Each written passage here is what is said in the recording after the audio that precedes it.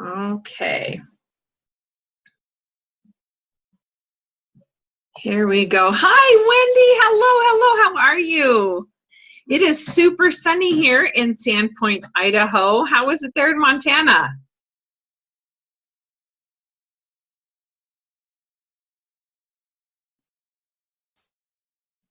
I hope I can see comments as we go along. I'd love for you to shout out some questions. March Madness. I absolutely love the month of March. It just kind of signals to me spring cleaning, making over your life, your mind, your environment. You know, a lot of times we start off January with some pretty big goals, and then March is the first quarter. So if you haven't gotten started, March is generally a place where people either kick it in gear, cold, she says. Ooh. People either kick it in gear and get serious and start some action, or they let things slide and they go right back where they were.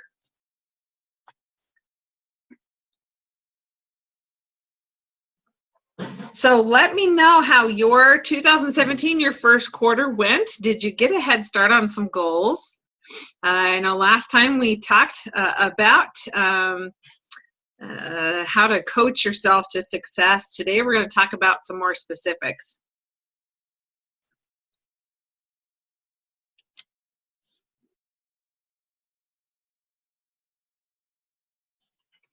Okay. So when we talk about making over our life, your whole lifestyle, is your life exactly where you want it to be? Or are there some things that you've identified? And we talked the last time, we had the circle, and we divide our lives into the different sections, if you remember that. Spiritual, physical, financial, emotional, those different aspects of your life, career, whatever, career and financial can go together. And really to help you identify where you're the most happy with what you're doing and where you'd like to see some improvements. And the challenge was to pick no more than 3 areas. So 1 or 2, possibly 3, no more than 3 areas that you wanted to improve on. And I will tell you a secret. If that's as far as your planning and your strategy goes, you're ahead of most people. When you ask the right questions, you see, your subconscious mind works all the time. It never, ever shuts off. It continues to work even when you're asleep. And a great way to tap into that power is to ask yourself some pertinent questions, like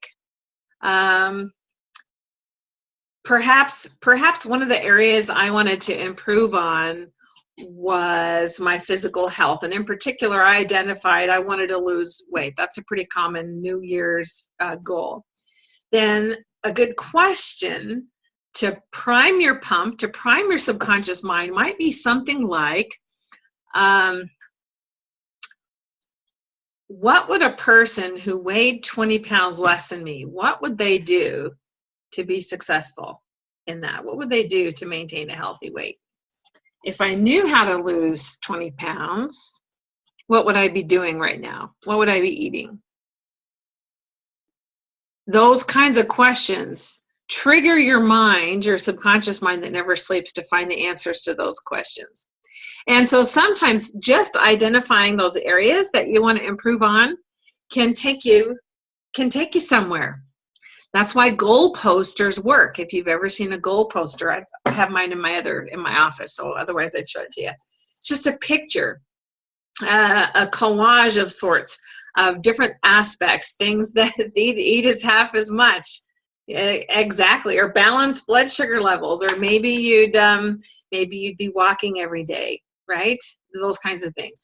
We know the answers. Sometimes we just don't know how to plug them in, or sometimes we have so many things going on that it's hard to kind of see through the fog, right? We kind of lose the trees for the forest. So, but we know those answers. So sometimes just plugging into what you want, like in a goal poster, is that it gives you permission to find your answers, if that makes sense.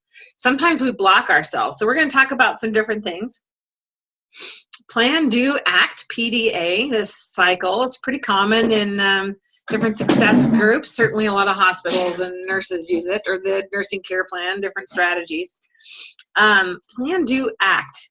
So let's say, for instance, you identified maybe finances. Maybe you wanted to improve your finances here for 2017.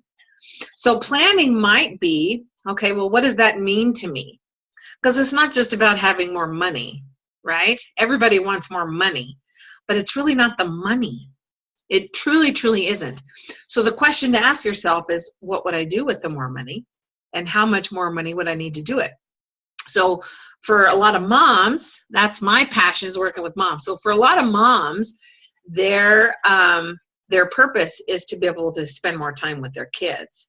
They need to bring in an income and contribute, but they really desperately want to be home with their children. They don't know a way to do that. Or perhaps their hot button is, maybe they're drowning in debt. How do I get out of debt?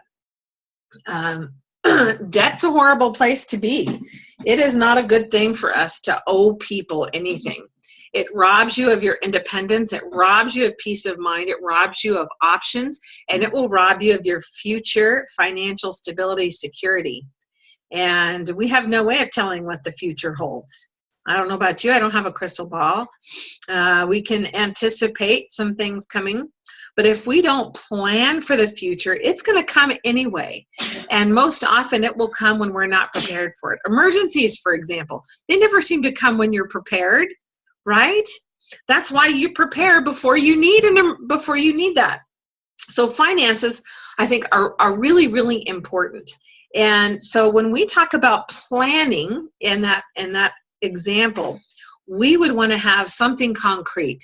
So say, for instance, my purpose would be, I want to get out of debt and I want to spend more time with my children. It's really hard to be a mom and hold down a full-time job and feel fulfilled as a mother. I work with women all the time who say things like, I come home and I have no energy to spend with my children. I feel like a failure as a mother. And that breaks my heart. And so we'd say, well, what would that take to bring me home? What would that take for me to only work part-time? Or what would it take for me to not have to work outside the home? What would that take? It might mean maybe I need to start up a business, right? And there are lots of options there. Gosh, I know a woman who here in town, the local soap company, she's a phenomenal lady. She desperately needed to find a way to be home with her children who have some needs. And she has a passion for natural products and whatnot. So she made her company, the local soap company, and she makes phenomenal products. Very healthy, handmade. I absolutely love her body butter. Very indulgent and fabulous. And so she found a way to do that. And she works her tail off.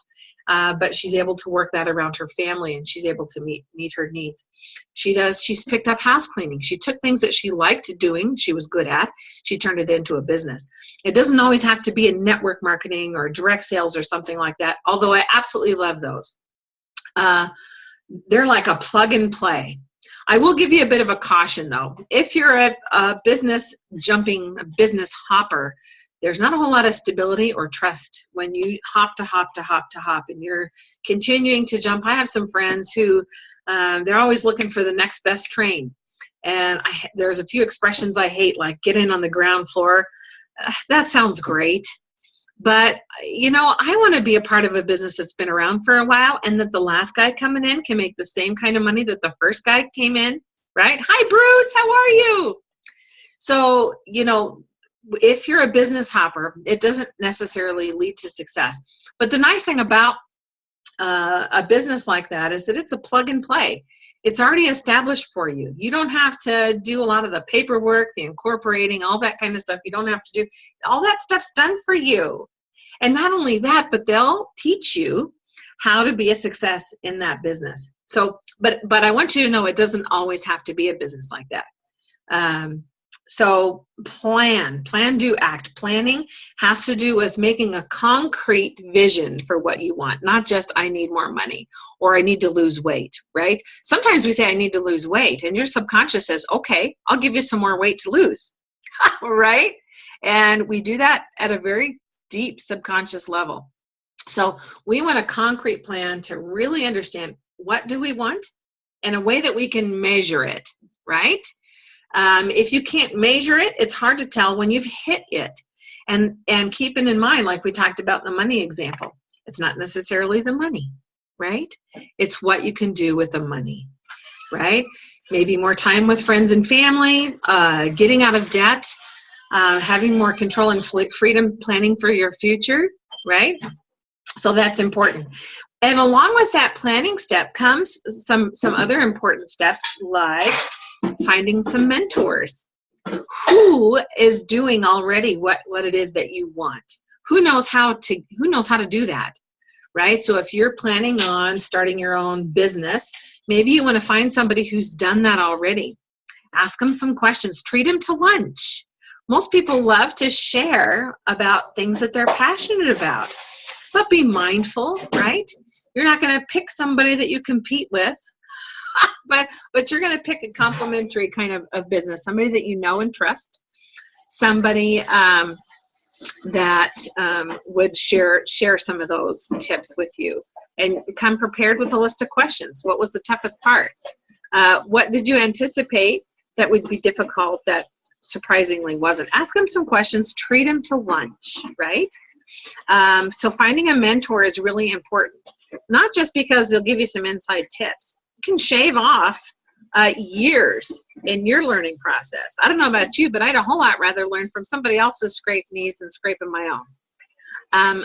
But also, it helps you because there's going to be a thought shift that happens where you say, well, if they did it, she did it, and she's a single mom, how come I can't do it? What's wrong with me? There's no reason why I can't do it, right? Where he built a successful business while he was working full time. Why not me, right? If you cannot find a mentor, go to your library. Oh my gosh. So I'm going to share with you some of my favorite mentors. My favorite go-to is my scriptures. I don't care what it is in your life that you're looking for answers for. It's in here. I absolutely love that. Get some good books. Thank you, Diana Brewer, for my new book. Now, Tim Ferriss is awesome. He's a little out there, so some of his ideas you take with a grain of salt, just like any other resource. Take what fits you. This is one of my other favorite go-tos, Napoleon Hill, Franklin Covey. There are lots of great ideas out there and mentors. The cool thing about a book is, yes, thank you for the thumbs up. The cool thing about a book is that you can choose a mentor that maybe you couldn't spend time with, right? I'm not going to sit down and take Tim Ferriss to lunch, right? or Franklin Covey. I don't live anywhere near them. I'm not in their circle. Maybe I want to be. You become like the 5 people that you hang out with the most. So if you cannot find in your area, if you can't find 5 people who are where you want to be or who are the kind of people that you want to become, then you go find them in your library. And when you read a good book, you will get inside their head. You will start to think like they think. They will share answers with you. So books, don't limit yourself, but do get out there, live your life, find some mentors. And let's talk about another one, belief. My friend Anna Krajicek, one of my business mentors, she is very powerful in this. But sometimes, and we talked a little bit about this on our last webinar, about how that belief sometimes sets up a barrier. Maybe I don't have a college degree, and so who am I to think I can be a successful entrepreneur? Everybody I know has their MBA, right? Or whatever it is. Or, who's going to take me seriously? Whatever it is, we hold ourselves back. Like we have this girdle on our brain. And let me tell you a secret. I believe, you are a child of a king. You are destined for greatness. I think God's given us all the tools we need to be successful in every aspect of our life. Sometimes we need to include him in that and ask him for a little bit of help. You already have it inside of you. So take the girdle off your brain. You can do anything you set your mind to do. I really, truly believe that with all my heart. I believe every day you wake up, you decide who you want to be. And you can change belief systems. You can change physical and emotional attributes if you desire that. But it's hard to do that. Thank you, Bruce. It's hard to do that if you don't know what you want. So that first step is really getting clear on what you want. Give yourself permission to have it, right? Here's another good example. We talked about finances. Sometimes you might have a goal for yourself. I have a goal for myself. I have a dollar amount attached to it, and I know why I want that dollar amount. Remember, we talked about it's not just the money, it's what we can do with that money. But sometimes we just don't give ourselves permission to do that.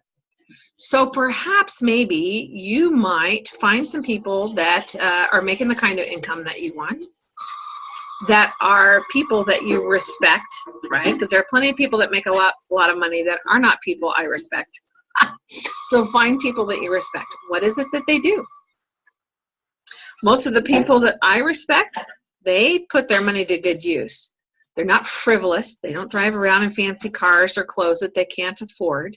Most of them tithe or donate, right?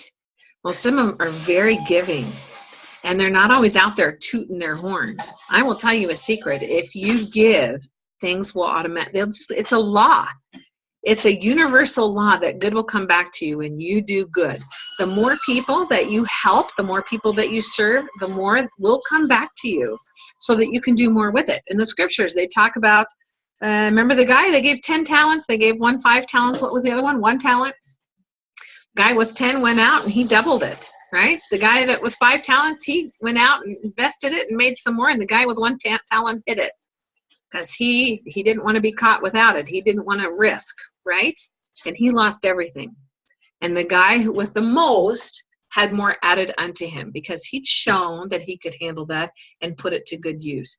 You make good use of whatever blessings God's given you, and I promise you he'll give you some more of that. So we talked about plan. We talked about visualizing what you want. We talked about mentors. We talked about belief systems. Let's talk about some tools. Plan, do. We're on to do. And to do, you need some tools.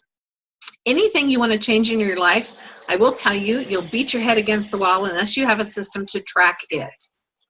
Tracking is a secret weapon, and I share it all the time in my coaching practice. You need a system to track. So if you wanted to lose weight, for instance, you would have to track. How many calories am I bringing in? How many calories am I expending, right? Maybe I want to tone and firm up. So you go to the gym or you get a home gym. How many reps can I do, right? You remember that in weight class? And you had a chart for what you did and how many reps you did, right? So you can track it and see your progress. If you wanted, let's say you were an Olympic athlete and you were preparing for the Olympics. I'll bet you'd have a coach, right? And he would, maybe you were training for a 100-yard dash or whatever. They probably don't do that in the Olympics, but it's just an example. They would have you run and they'd track your performance, right? And from that, they'd tell where they need to tweak your plan. This is no different. If you want to improve anything, you have to start with tracking. You want to improve your blood sugars. You have to track what they are. You can't just magically hope that somehow they're going to get better. You don't know where they are, right? You have to, it's kind of like driving blindfolded, right? We did that before. You get in a car and you close your eyes. You know, I can drive blindfolded and it works fantastic until I hit a tree, right? Well, tracking is just like that. When you track, it's like taking the blindfold off. You can see where you are. You can see where you need to make course corrections. If you're not tracking, oh, I can't show you. I don't have my tool. In my cell phone and on our computer, my husband and I have a tool that I absolutely love called YNAB. Back in my broke days, I had everything planned out to the penny. I never was in want because I had planned out what my income was, what my expenditures were, and I tracked every single purchase in that little booklet. I carried it around in my purse. And sometimes, you know, as you make more money, that gets a little bit trickier because it's easier to spend because you're not going to, break your bank. Well, that doesn't work so good. Huh, Rick? Oh, I just got the look. We'll talk about that in a minute. Personalities and spending. Yes, only because you don't spend. He can tell you where his money goes, but it's because he doesn't spend. YNAB is a fantastic tool, especially if you're married. YNAB, you got to look for it. YNAB. It stands for You Need a Budget. It is awesome. I like it way better than Quicken. And what it is you can set up a budget. A lot of people think budgets are restrictive. They're not. They help you plan how to allocate your resources. And actually, they're going to help you through this process. They have lots of free courses where you can set up so where you're living a month ahead. And that's really, really cool. How many people live paycheck to paycheck? Most people are about 2 to 3 weeks away from being broke. And that's kind of scary, right? Because you don't know what tomorrow's going to bring. Just like we talked about earlier, emergencies never happen when you're ready for them. They're going to catch you unawares. So you want to plan for those. A budget is simply a plan. It's a tool. Plan, do, act. A tool is in your do section. You need to have a tool. Set up your budget, and as you go along, you can plunk in. When I'm at the grocery store, I can plunk in whatever I've spent, and it automatically goes to the cloud where my husband, who might be traveling out of state, hi, Tim. He can see exactly what I'm spending. Ooh. Hey, Dad. Darn. Huh, Rick? It's not always true. It's not always true? I can see where you spend it. I just don't know what to spend. Oh, he can see where I spend it. He just doesn't know what I spend it on. Woohoo! But it's really, really important, especially if you're married, you're sharing accounts. You need to be able to talk with each other. And not only about what you spend, you need to be able to share common goals. So, for instance, my husband's a saver. It pains him to let money leave his fingers. I, on the other hand, my purse is happy when it has a cash flow. Huh, Rick? Yep. I like money coming in and money going out. But you have to have a marriage of those two things, right? Otherwise, you're going to have problems. You really will. Money is a common source of peptic ulcers. It's a common source of frustration in marriage and divorce. So it's really, really important to align your goals. Talk about what's important to you. I like to spend money on experiences. Given my family experiences, that's not so much the things, but experiences. And Rick, on the other hand, I love that too, because had he not been a hoarder, there are some pretty amazing and really important things that our family wouldn't have been able to do. So you want to marry the two. You need an in-between. It's really important. If you're both spenders, then you're screwed. If you're both spenders, you want to talk to me and talk to Rick. I'm going to sweet talk him to come on and do a financial. We actually have a workshop coming up on the 29th at 6:30 webinar, and it's specifically on this topic. And hopefully, wink, wink, we'll get Rick to weigh in because he does have his MBA and he's really smart. Thank goodness for him. He's been a great blessing to keep my feet on the ground. So plan, do, that talks about tracking. We talked a little bit about that. Also in terms of your schedule. Now, if you're a busy person, I'm known to be a busy person. People always ask me, how do I get so much done? It's because I plan. But let me tell you, I will give that a caveat. If you plan so deeply that your date book has no white spots and you don't have any free unaccountable time, you're going to get sick. It's really important for you to have some time to unplug and take care of yourself at a core level. So here's a question I commonly ask people. What do you like to do? Outside of work, what do you like to do? And when people think too long about that, or they say things like, jeepers, it's been so long, I don't know. That's a really horrible place to be. We need to have joy. Joy has a purpose. Joy and memories, experiences are anchors. They're anchors for you and your family, and they will tide you over in times of stress, illness, death, real hardships, right? It's important that you have some time to just be. So going back to the finances, so I like to spend. but I like to spend on experiences. So I have.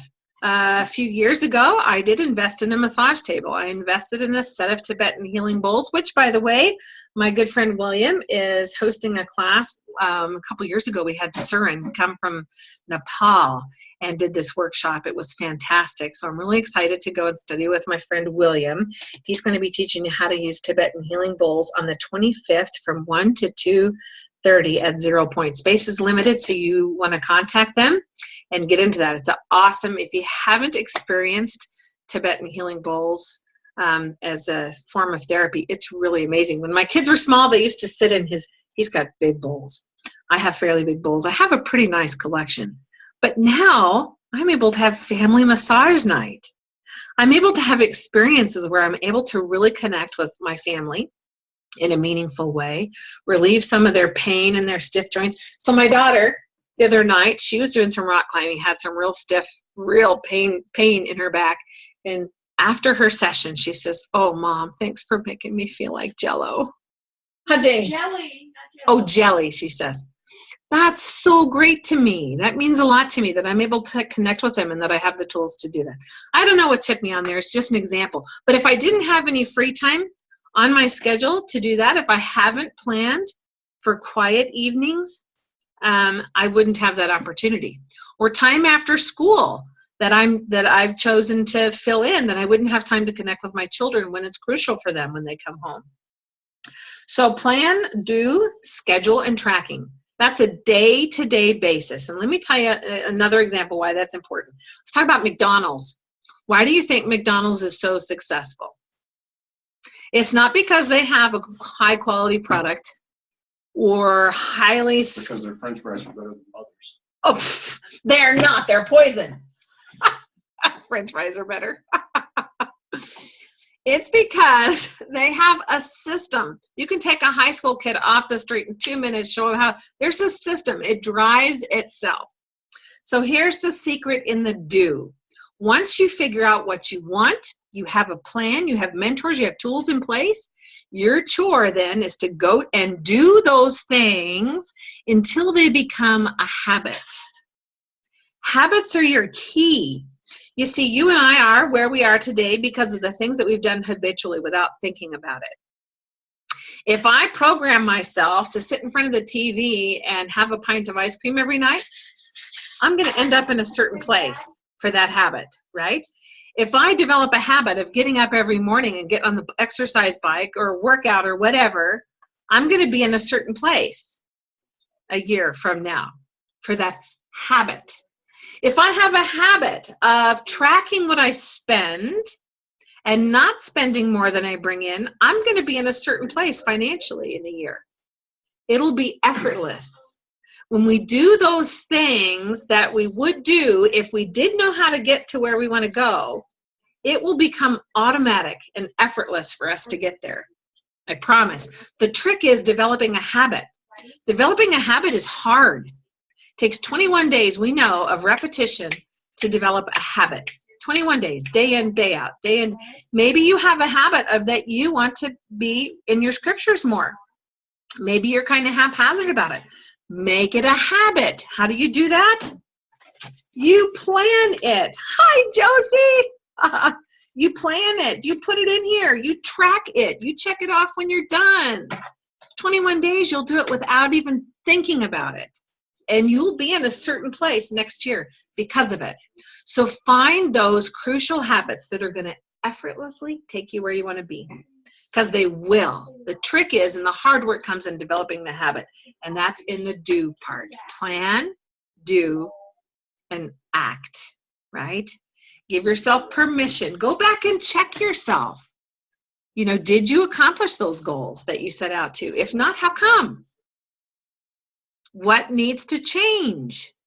So maybe I had a goal of losing 20 pounds, and I get to a 3-month time period.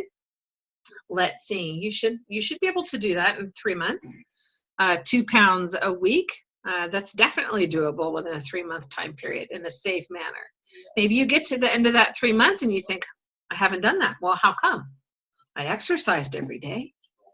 Yeah, but you weren't really tracking what you ate, really, truly, and that pint of ice cream every night as a reward didn't really cut it for you, did it? All right. Or maybe I have a goal of increasing my income by $10,000 this year, and I get to the end of the year, or I get to the end of a quarter. What would I need to do to add an additional $10,000 to my family income? I figure out what that would look like on a quarter basis. What would that look like on a month-to-month basis?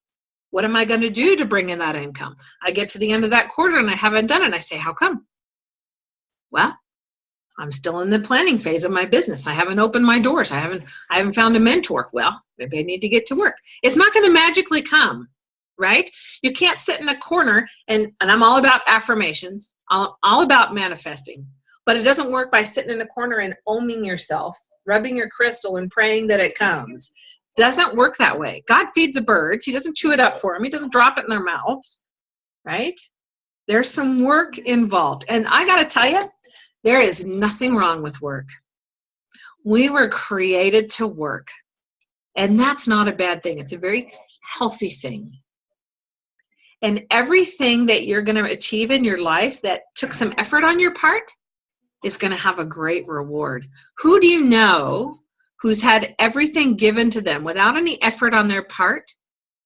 That's a quality person. I know a couple of people who have had things handed to them on a silver platter, and they're not people I hang around. They're like cardboard. They have no personality. They have no experience. They're not generous. They're not knowledgeable. They're not wise. The people I like to hang around with, big thinkers, big doers. And they are because they've done the work. They have a great big belief system because they've done the work. They've had some hardships in their lives. Don't begrudge your skin knees. They're what give you experience, right?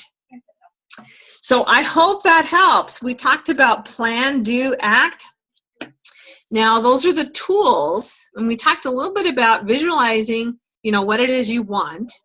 Let's say you say, oh my gosh, this sounds really good. I think maybe I can do this.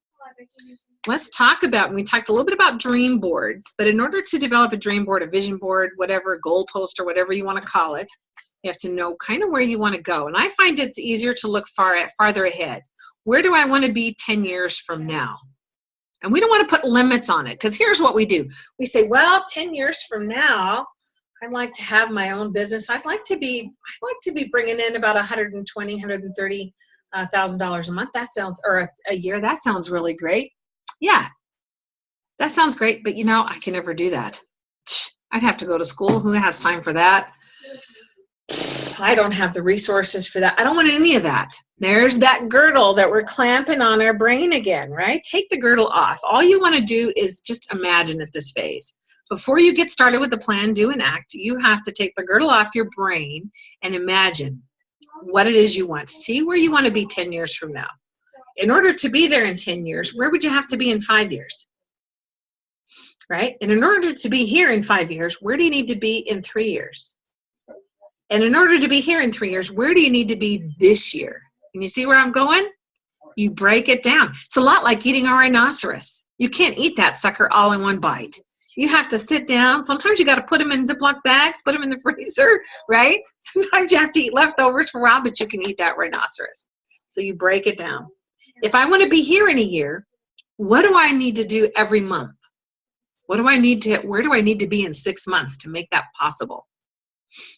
And if you don't hit it, then you get back on and you try again, right? Wonder how come I didn't get it. Okay, what do I need to do? If I did know how to get there, what would I be doing? Because sometimes when you say, I don't know. Well, then you ask yourself, if I did know how to increase my income by $10,000 this year, if I did know that, what would I be doing? Because you do. You just don't know you do yet. Right? Give yourself permission to dream. Take the girdle off your brain. Break it down into little bitty steps. Another important thing, we're almost done here. One more important thing is to talk about is your environment. Right? So we have an inner environment in your body, in your mind, and an external environment. So for example, If I have a goal, let's just take it. I want to add an extra $10,000 to my income this year. But my house is a mess. It's fallen apart. My daughter has an emergency. What? In nursing? Latex gloves? It was an emergency. She's doing homework. So your physical environment's really important. If my physical environment is disorderly, dirty, chaotic, I'm going to be that up here too, right? If I want to be organized and powerful, I want to set my environment up so I can be organized and powerful. Sometimes, I got to tell you, we moved from a pretty large place out on our lake house to a smaller place in town. For a while, we managed 2 houses, so we had a lot of stuff. I had a lot of really nice furniture. But you know what? It didn't fit our smaller house. And it was a source of some chaos, especially for my husband who likes space. And I tend to have a personality such that I grew up, we fill every space. And that's not entirely healthy. So it's taken a little bit of time, and we've whittled out, got rid of that big, gorgeous furniture, and now we have smaller, pretty furniture, right? It serves its purpose. Our environment has more room. It feels larger, even though it's not, right? So whatever you need to do, declutter. Doggone it, if you haven't used something in a year, get rid of it. Somebody else will use it and love it and cherish it as much as you do, right? How many clothes do we really need, ladies? How many purses, how many shoes do we really need, right? So weed out, make your environment clean, powerful, organized. That's going to free up time in here. When your external environment is cluttered, so is this environment, right? If your inner environment is cluttered, you're eating a lot of junk food. Maybe you're not moving around. You don't feel good in your body. Maybe you feel like you don't have any energy. Well, guess what? You're not going to have it up here either. And you're not going to have it in your pocketbook either. You see, we're not single cell organisms. And I mean that externally of the physiological aspect. We can't just compartmentalize ourselves. We have to work on the whole person, the whole family, right?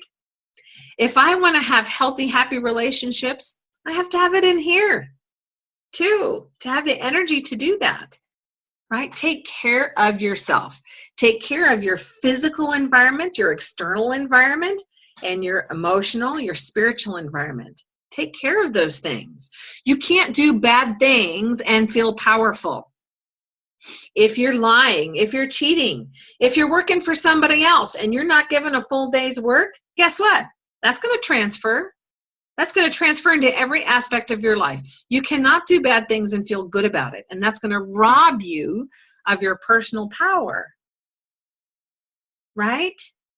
We want to do this holistic. So the end of your life, right? Stephen Covey, if you work with him, he has you start off with planning your funeral. Weird concept, right? If you were to go to your own funeral, who would you want to be there? Who would speak for you? What would they say about you?